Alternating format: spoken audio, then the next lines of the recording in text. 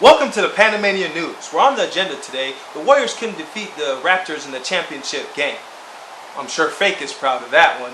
Washington Nationals won the first ever World Series, and Niners, through their great, phenomenal defense, are going to the Super Bowl soon as they defeat the Green Bay Packers. And Antonio Brown can't keep a job. This tuned in. So what's up with that? They couldn't let us get 3 rings. All of a sudden we just... Hello? Hello? Sorry, apparently we're having a little technical difficulties. So, as you can tell, there's no more Panamanian news. There's no more sports media. I've been quiet so God can speak up. And He told me it's time.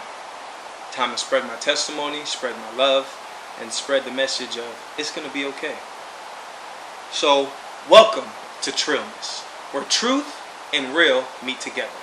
The truth of the matter is, I published a book on May of last year called 7 Magic, where in the link you'll find a link that you can click on, and you'll find it's published on Amazon and get your own copy.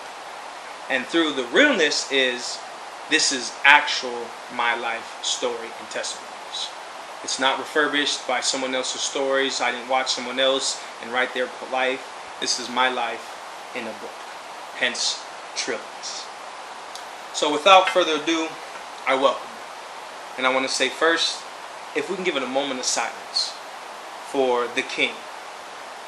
I'm not talking about God. I'm not talking about the King of the Jungle. And I ain't talking about Elvis Presley.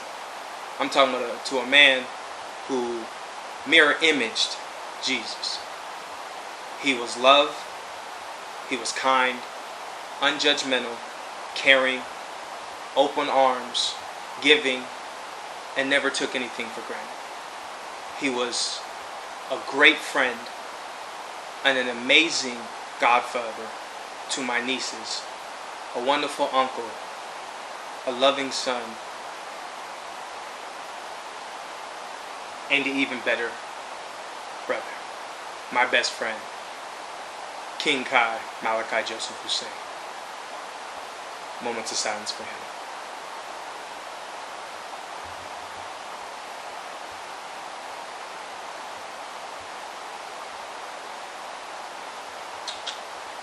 We love you, man. Today is the actual 1-year anniversary. He went home to be with the Lord. And apparently God needed him more than we did for this up and coming battle. So we just want to say love you. We see you still shining down upon us, and we know you're out there watching over us. Keep us protected.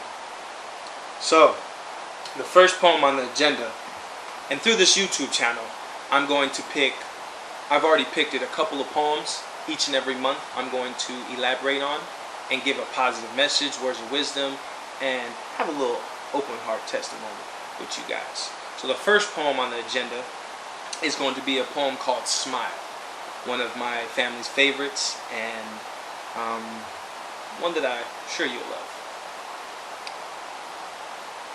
Smile, because yeah, it's been a while. I tried to dial, soap set me free clean. I couldn't believe that, excuse me. I can't believe the death angel visited me in jail. And life's difference got me to complain, even though it's been a while. It's almost a new year. I can't explain how success got my head no complain. I just want to be free indeed and better than the lame. God sacrificed the trill lamb. He, I, us, we, the man, the true risen King. So let Jesus be seen through you. Ask him questions of who you'll be. You see, for me, I have to be an example. I'm not the lame. I'm set free, so simply, happily. I'm ever so set uncaptive because he came down from heaven due to ignorance and lack of knowledge. That knowledge is truly power. So will you last more than an hour, or will you be glass that he will wait for? Tests and trials will forever last. Please take a deep breath. Listen to not just me. Elders' knowledge is trials, tribulations that'll honestly set you free. I know it's been hardship and pain for a while. So yeah, look up, arms risen, and smile. For it's been so long, but you're alive and not gone. And of course, on the back of the book is my beautiful mother's picture, which I'm sure she's going to be mad that I showed. But I wrote that poem Smile when I was actually going through a lot. In the description you guys see that the YouTube channel says open heart surgery. Well, let me put myself on the gurney bed first. I've gotten out of prison, the jail, lost everything from my career as a chef, no jobs, couldn't find one after jail, going back to the streets, and I talked to God and was like, I need your help. This ain't me. Help me. And he simply said, okay, well, I'm going to need you to go back. And I said, back to what? I ain't going back to jail. He said, no. I need you to go back to the place that deemed you crazy, insane, watched over you 24 hours a day, had you in a smock with no clothes, just uniform smock like you were in a mental hospital. You had to take pills. And pretty much I didn't have myself. I lost my identity. And I said, well, what's your plans? And he said, excuse me? I said, well, going back, this could, and I'm giving so many excuses. Why this, why that? And he's like, if I have to show you, is it faith? And I said, ooh. He said, do you trust me? And I said, yeah, I do. And he said, what's tatted on my arm? I walk by faith and not by sight. So trust me. And I said, okay, you're right. As long as God, please, you get me back to who you called me to be. And he said, done.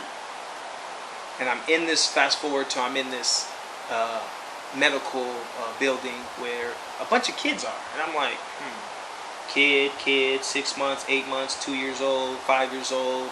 And I'm just like, I'm an adult sitting around looking like, why am I here? But it hit me and I smiled and it occurred to me that a blessing from God came when going through that,